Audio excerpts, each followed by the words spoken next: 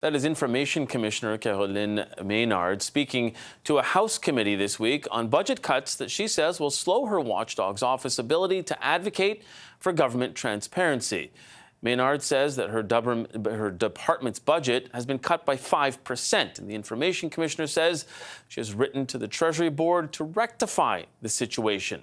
So what does all of this mean about how this government sees the role of the Information Commissioner?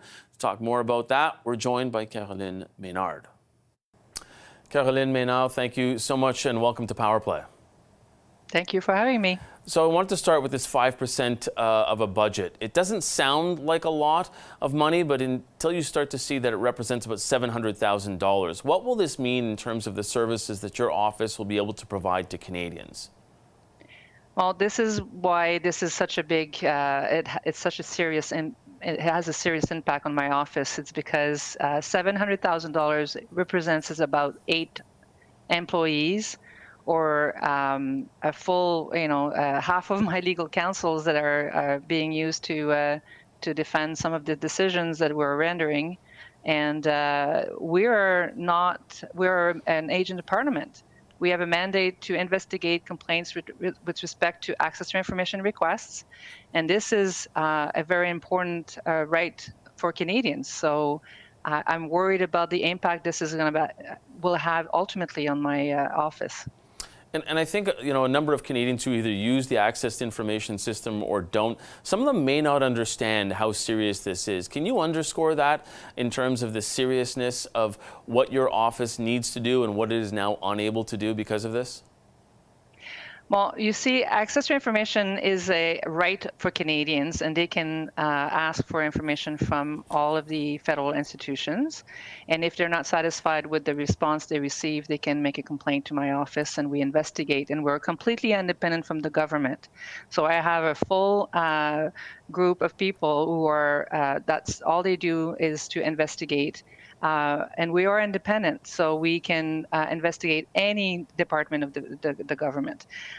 Currently, a 5% decrease of funding means that we're not going to be able to do these investigations as timely.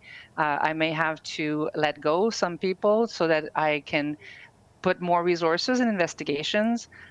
We are trying to get rid of a backlog of investigations that are with us for many years. So I just cannot see myself being able to fulfill my mandate without the full budget. We do have a statement from a spokesperson from the Treasury Board Department that says, in part, there's a standard formula used to increase the operating budgets for all organizations of federal public service for salary increases due to collective agreements. And it goes on to say, to be clear, the budget for the Office of the Information Commissioner was increased in the main estimates of 2024-2025, and this increase takes into account the standard formula used by the government to address negotiated wage increases. And there's another statement that it said the funding cut in operations helps to balance recent public service wage hikes that affected 90 organizations across the government. So how do you respond to how the government is responding to that? Well, the government did give me additional funding for the increases in collective agreements. The problem is that when they looked at my institution and see how many people we had, they didn't have the right amount of employees. So this is why the amount that they gave me, the increase, was not sufficient. The government approach is a one-fit-all, and I do believe that this does not work for an agent of Parliament when it's impacting the way we can fulfill our mandate.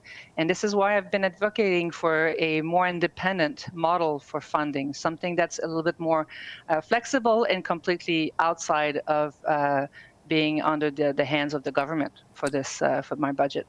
You've written to Treasury Board seeking, quote, immediate redresses from this unacceptable predicament. Have they gotten back to it on this at all? My officials have been discussing with Treasury Board, but as they responded to you, it is the same formula for all departments. So they are treating us like another department of the government. And so far, it hasn't been satisfactory, but I'm continuing to discuss with them. I'm hoping that we'll be able to find a solution and that they're going to see the impact it has on a mandate that is so important for Canadians.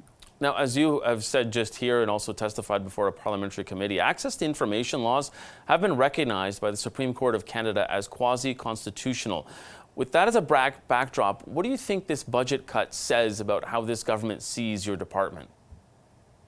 Well, it is a quasi-constitutional right, and it's not a service that government is doing for Canadian. It is actually a privilege. It's a right. So if they are not allowing me to have sufficient resources to fulfill that independent mandate, it does give a sense that it's not a priority for this government. In 2015, the Liberals were elected on a promise to make massive changes to access to information laws, including making his government open by default, in quotes there.